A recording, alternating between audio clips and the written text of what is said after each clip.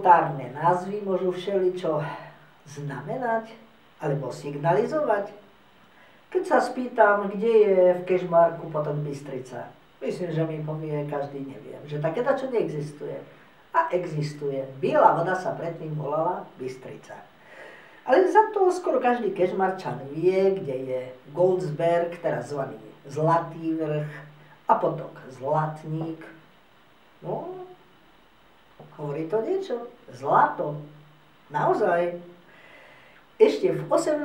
storočí, keď bol potok Zlatník alebo Goldbach oveľa väčší, by ste tu našli ľudí so sitkami, ktorí pekne prelievali vodu a kamienky a hľadali zlato.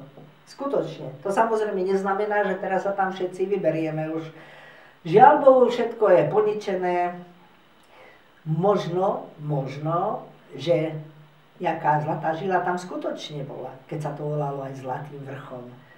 Ale zatiaľ na nejakú štôlňu sme ešte nenarazili. Za to sme narazili na jamy.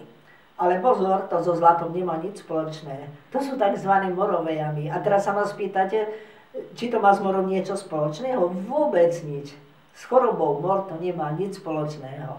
Tieto jamy slúžili pre ľudí, ktorí prišli z vinobrania. Kežmarok mal totiž vinice v oblasti Tokaja v Mádne a ešte v jednej obci.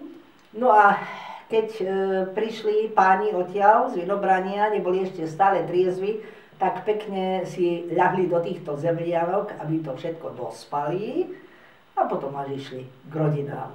To už samozrejme so zlatom nemá nič spoločné. Ale niekedy si myslím, čo keby sme to predsa len skúsili. No, lenže potom, aby nám tu nepostavili nejaký podnik, z ktorého by sa nielen lyžovalo zlato, ale v ktorom by sa spracovávala tá ruda. Takže radšej buďme ticho. Čoho sa Kežmarčania najviac báli? Za obeť padla celá ulica a tak mestská rada zasadla a samozrejme organizácia zlyhala neraz. A tak to potom dopadlo. A hasiť, tak to sa urobí obrovská reťaz a budú sa podávať vedra. Ale v roku 1862